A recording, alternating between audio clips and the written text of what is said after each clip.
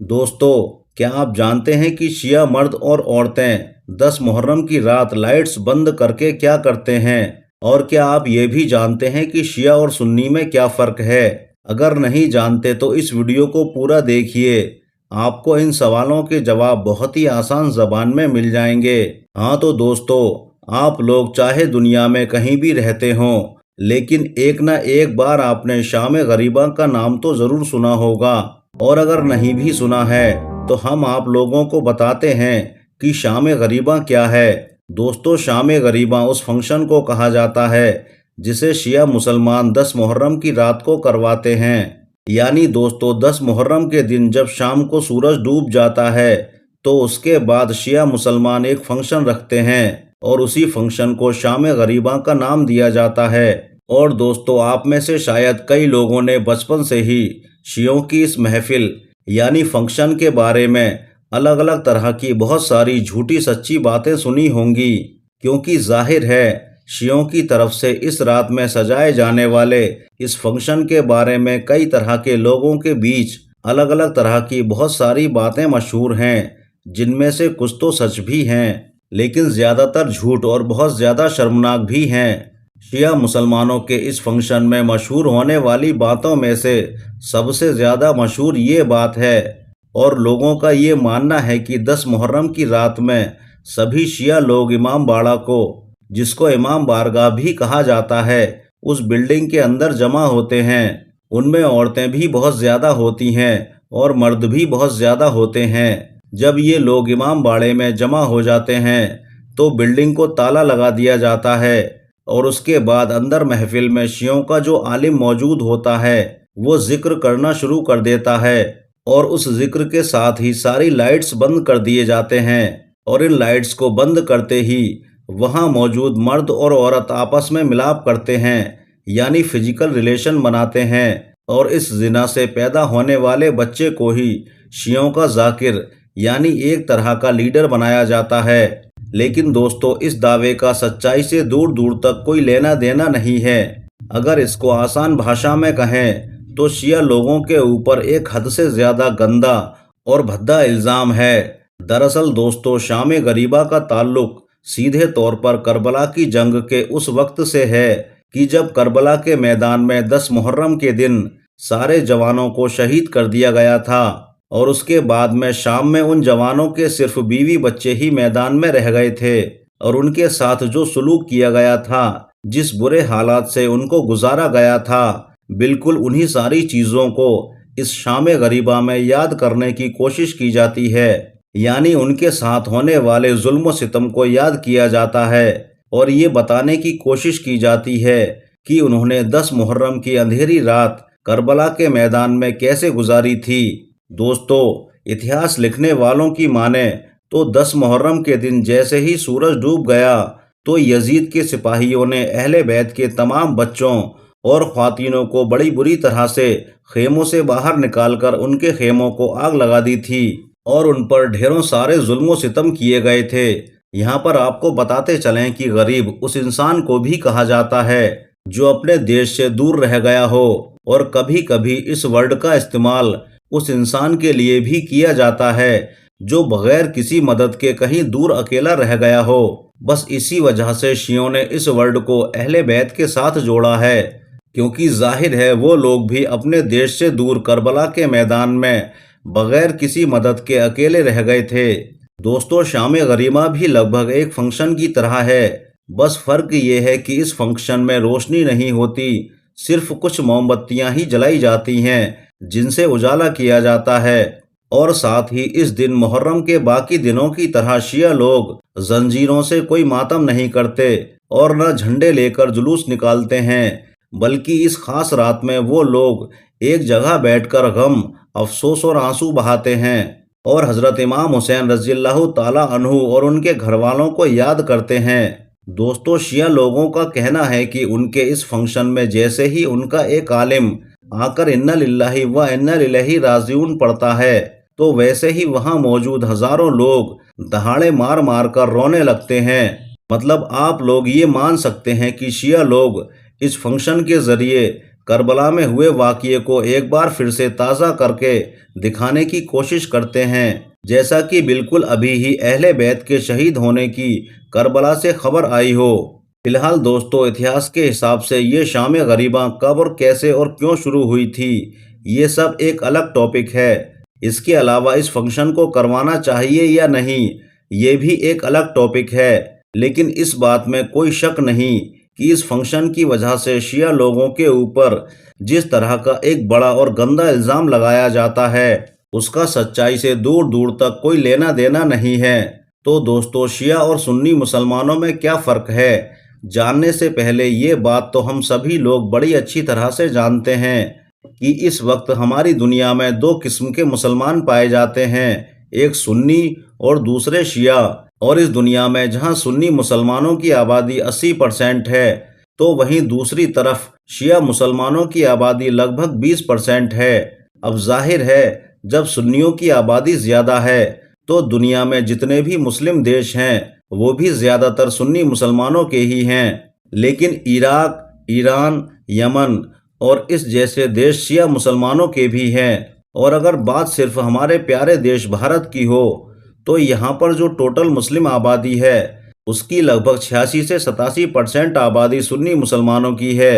جبکہ صرف 13 سے 14% ہی شیعہ مسلمانوں کی آبادی ہے۔ اور حیران کرنے والی بات تو یہ ہے کہ ان دونوں ہی جماعت کے اندر ایک دوسرے کے بارے میں ایسی بہت ساری غلط فہمیاں اور افواہیں پائی جاتی ہیں جن کا سچائی سے دور دور تک کوئی لینا دینا نہیں ہے۔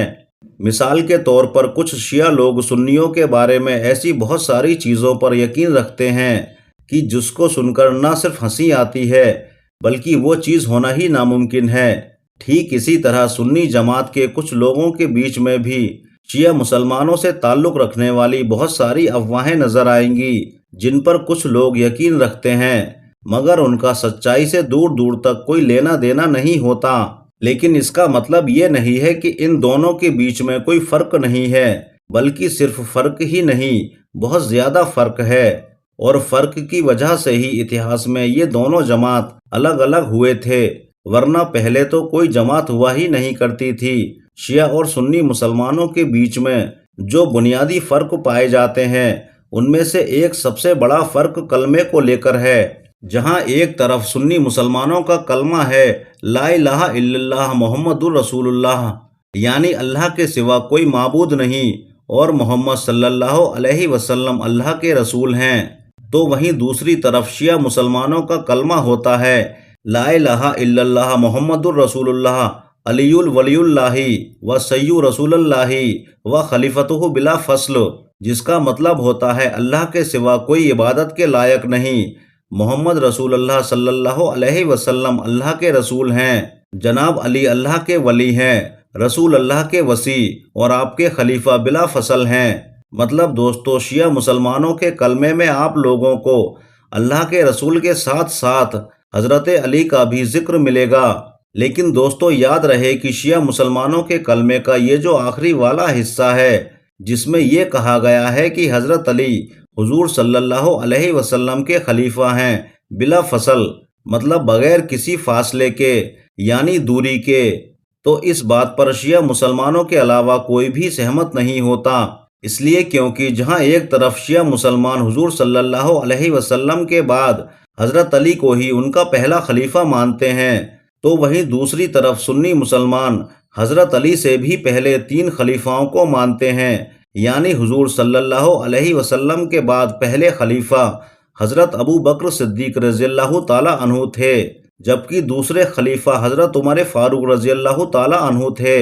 اور تیسرے خلیفہ حضرت عثمان غنی رضی اللہ تعالی عنہ تھے، اور پھر چوتھے خلیفہ حضرت علی رضی اللہ تعالی عنہ تھے۔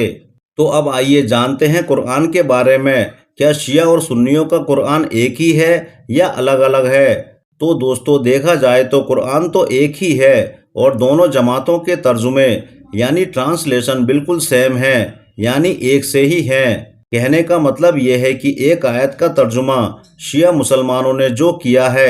اسی آیت کا ترجمہ سنی مسلمانوں نے بھی وہی کیا ہے۔ اب بات کرتے ہیں تفسیر کی، تو دونوں جماعتوں کی تفسیر لگ بھگ ایک سی ہی ہے۔ زیادہ تر آیتوں کا کانسیپٹ لگ بھگ سیم ہے، یعنی ایک سا ہی ہے۔ اب بات کرتے ہیں نماز کے بارے میں، تو دونوں ہی جماعت کے اندر ایک دن میں 5 فرض نمازوں کو ادا کیا جاتا ہے، مگر جہاں ایک طرف سنی مسلمان 5 نمازوں کو الگ الگ ادا کرتے ہیں، تو وہیں دوسری طرف شیعہ مسلمان بھی 5 نمازوں کو ہی الگ الگ ادا کرتے ہیں، لیکن اگر ضرورت پڑ جائے تو وہ 5 نمازوں کو الگ الگ 3 ٹائم میں جمع کر کے پڑھ لیتے ہیں، جس کی وجہ سے وہ ان ساری نمازوں کو 3 وقتوں میں بھی ادا کر لیتے ہیں اور 5 وقتوں میں بھی ادا کر لیتے ہیں۔ اس کے علاوہ رمضان کے مہینے میں بھی سنی مسلمان میں جو تراویح کا کانسیپٹ پایا جاتا ہے، جس کو سنی مسلمان بڑے شوق سے پڑھتے ہیں، اور کیونکہ وہ سال بھر بعد واپس آ رہی ہوتی ہیں تو اس کے آنے سے پہلے کئی دن پہلے سے ہی چرچے کرنے لگتے ہیں۔ یہ ساری چیزیں شیعہ مسلمانوں میں نہیں پائی جاتی، کیونکہ ان کے یہاں پر تراویح کا کانسیپٹ موجود ہی نہیں ہے۔ شیعہ مسلمانوں کے مطابق یہ ایک ایسی بدعت ہے جس کو سنیوں کے دوسرے خلیفہ یعنی حضرت عمر فاروق رضی اللہ تعالی عنہ نے شروع کیا تھا۔ اس کے علاوہ ان دونوں جماعت کے بیچ ایک بڑا فرق حضرت امام مہدی کو لے کر بھی ہے۔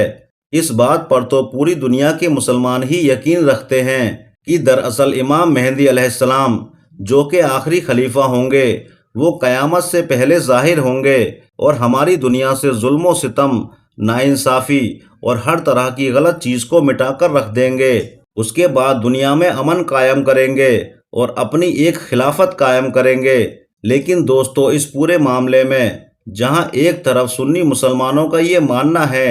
کہ حضرت امام مہدی قیامت سے پہلے پیدا ہوں گے، باقاعدہ وہ پرورش پائیں گے، بڑے ہوں گے اور پھر صحیح وقت آنے پر ہی لوگوں کے سامنے امام مہدی کے طور پر ظاہر ہوں گے اور اس کے بعد دھیرے دھیرے خلافت قائم کریں گے،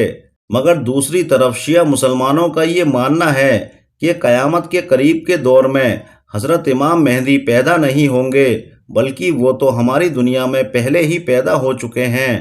پچھلے کئی سالوں سے وہ ہماری اس دنیا میں موجود ہیں، لیکن ہم لوگوں کو نظر نہیں آتے۔ وہ ایک غار کے اندر محفوظ ہیں اور صحیح وقت آنے پر صرف اور صرف ظاہر ہوں گے،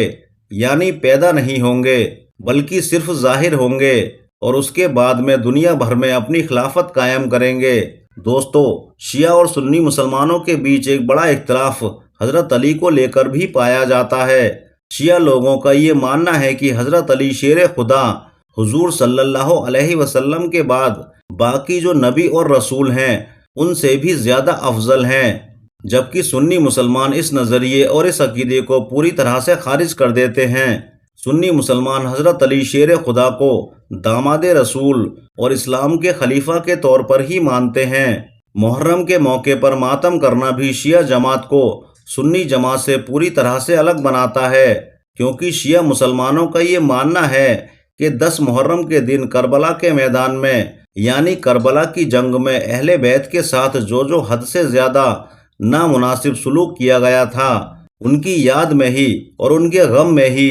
وہ لوگ ماتم مناتے ہیں۔ دوسری طرف سنی مسلمان بھی 10 محرم کو مانتے ہیں، اہل بیت کو بھی یاد کرتے ہیں، مگر ان کے طریقے الگ ہوتے ہیں۔ طلاق کا کانسیپٹ بھی ان دونوں جماعتوں میں الگ الگ پایا جاتا ہے۔ جس طرح سے سنی مسلمانوں میں نکاح کے وقت گواہوں کا ہونا بہت ضروری ہوتا ہے، بالکل اسی طرح شیعہ لوگوں میں طلاق کے وقت بھی گواہوں کا ہونا بہت ضروری ہوتا ہے، یعنی شیعہ جماعت میں گواہوں کے بغیر طلاق نہیں ہوتی۔ تو فی الحال دوستو، آج کی ویڈیو میں بس اتنا ہی۔